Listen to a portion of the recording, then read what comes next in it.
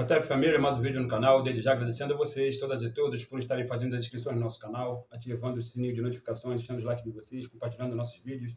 Muito obrigado aos novos e novas inscritas e inscritos. Sejam todas e todos muito bem-vindas e bem-vindos. Este é o África no Centro, canal para nós discutirmos relações étnico-raciais, história e antropologia, as contribuições que as populações africanas do continente e da diáspora legaram para a humanidade, sempre a partir da perspectiva do pan-africanismo. Família, hoje a gente está aqui para tocar uma ideia sobre um papo que é muito sério, né? E, novamente, eu vou tocar no tema religião. Nós abordamos aqui num vídeo anterior, né? Da falácia eurocêntrica que diz que o povo hebreu seria o povo escolhido por Deus. Já tocamos nisso aqui. Falamos da questão histórica e falamos dos impactos negativos na sociedade brasileira contemporânea, particularmente. E aí, um outro ponto dessa discussão reside na questão da língua, da palavra de Deus, da identificação de Deus, de como Deus foi construído dentro da visão eurocêntrica europeia. E é importante a gente salientar isso por quê?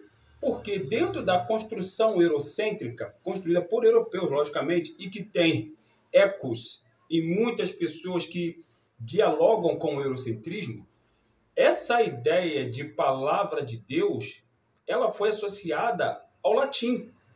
Percebam.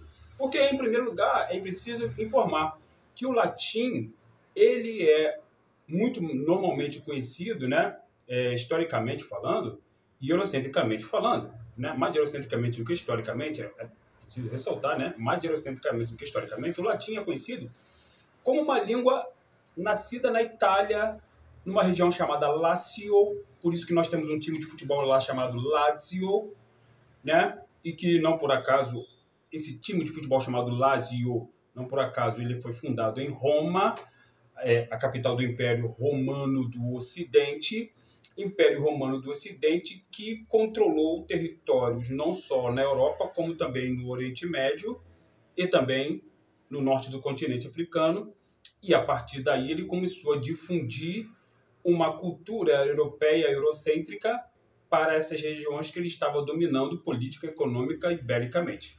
É importante salientar. Feito essa contextualização, esse processo de associação de Deus com a Europa, ele existe até hoje no nosso imaginário por conta disto, por conta da antiguidade, mas também por conta do Renascimento, porque foi no Renascimento que, como nós falamos no vídeo anterior, né, no Renascimento que se colocou a ideia de um Deus branco que, pintado por Michelangelo, que foi o autor das pinturas lá da Capela Sistina, não por acaso que está no Vaticano, está em Roma, né? Está na Itália.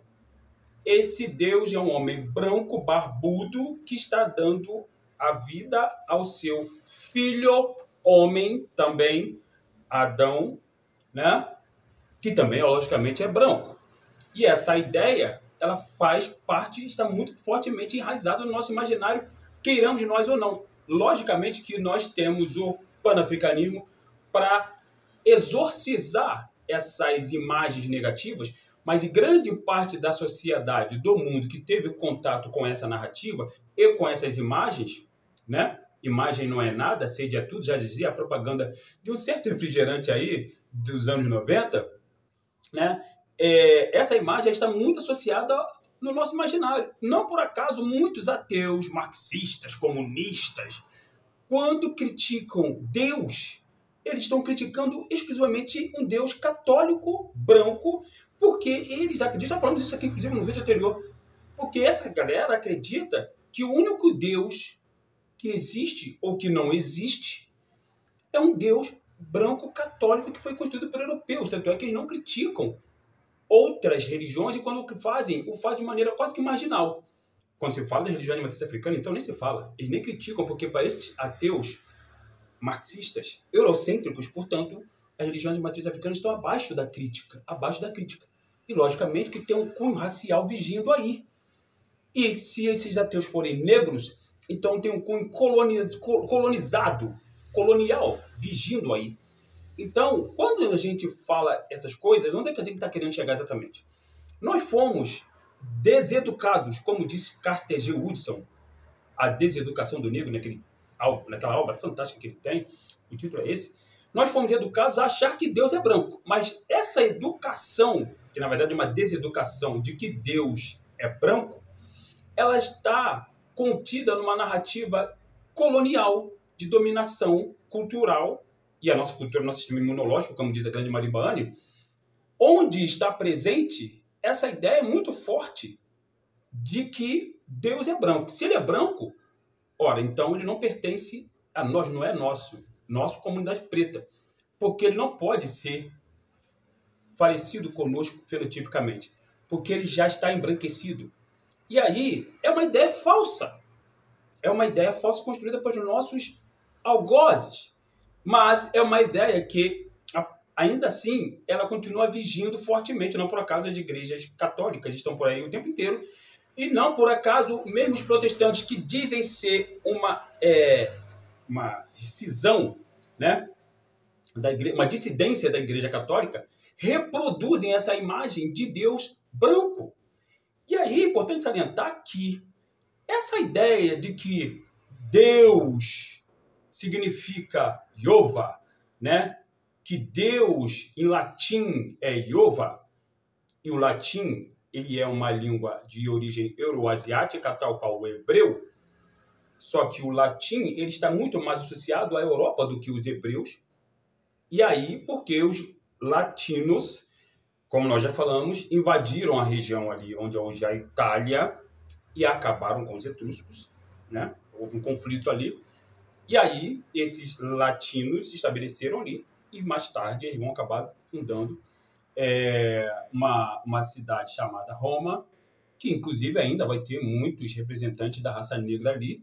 Não por acaso, Sheikh Anta Diop explica que o racismo naquela época ele ainda estava caminhando, né? Não tinha se consolidado, se solidificado tal qual ele se manifesta hoje. Por isso que você vai ter ainda papas negros, inclusive, no início, né, da Gênese, né, ali no início da Igreja Católica, você vai ter papas negros. Já falamos isso aqui. Mas a questão fundamental é que, de qualquer maneira, quando houve o processo de embranquecimento das figuras bíblicas e quando houve, fundamentalmente, o processo de convencimento do mundo, então dominado pelos europeus, de que Deus é branco, Deus é europeu, e que a palavra de Deus é falada numa língua branca europeia, Jeová, nós fomos convencidos, inclusive através de filmes, fundamentalmente, né? Pelo audiovisual também. Acabamos de falar de que os protestantes pegaram essa narrativa, e aí Record está aí que mostra sempre um Jesus branco, hebreus brancos, etc., corroborando com essa narrativa eurocêntrica mentirosa. E, como eu disse antes, o audiovisual, ele ajuda a massificar essa ideia de que Jeová é branco e Jeová falava latim. E aí, família, quando a gente fala do audiovisual, por exemplo, a gente está falando de obras como essa aqui, Caça às Bruxas. Eu não vou dar spoiler do filme, mas é importante a gente assistir esses filmes para a gente poder fazer a devida crítica, que é um filme bom, bem interessante. Fora uma questão, né, metafísica que é falada ali, do tal demônio que nós, pan-africanos e africanos, não acreditamos.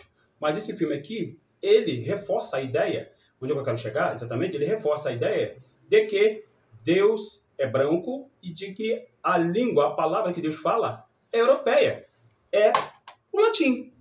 Não por acaso isso é mostrado nesse filme. Da mesma forma que é mostrado no filme Indiana Jones e a Última Cruzada, essa aqui é uma trilogia, né? Mas tem os filmes todos aqui, né? Falo trilogia porque eu não gosto do último Indiana Jones, mas nessa obra aqui, ó, particularmente, Indiana Jones e a Última Cruzada, né? Onde o Sean Connery contracena com o ator o Harrison Ford, fica também, de novo, reforçada essa ideia de que a palavra de Deus é em latim, porque o latim é branco, né? Então, a gente precisa prestar atenção, família, nas armadilhas do eurocentrismo que estão presentes na parte da epistemologia, na parte, logicamente, acadêmica, né? Científica, entre aspas, na cultura pop.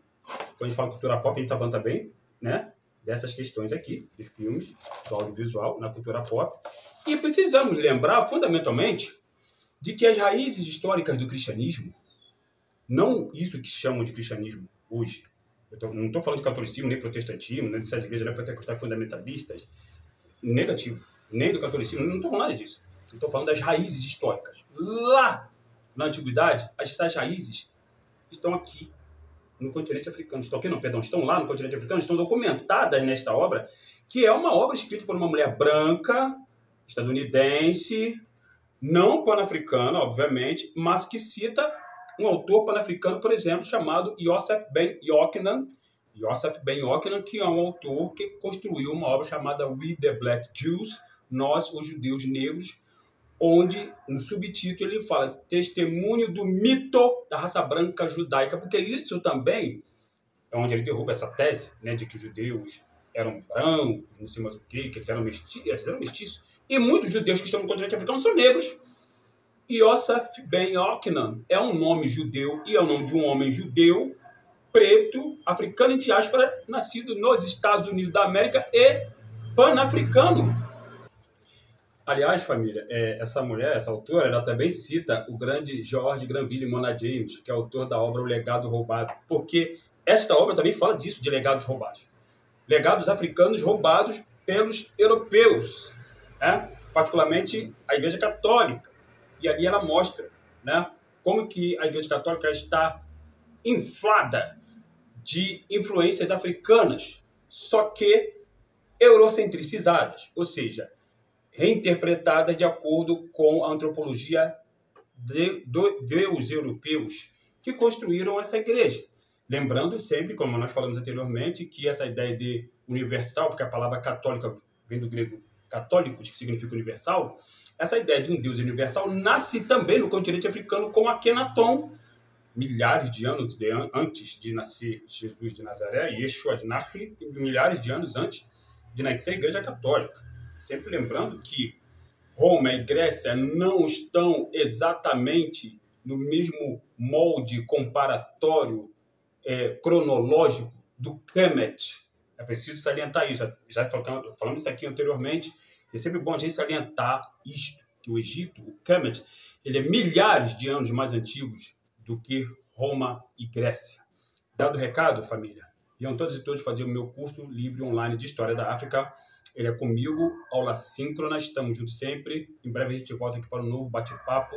Hotep, África no Centro.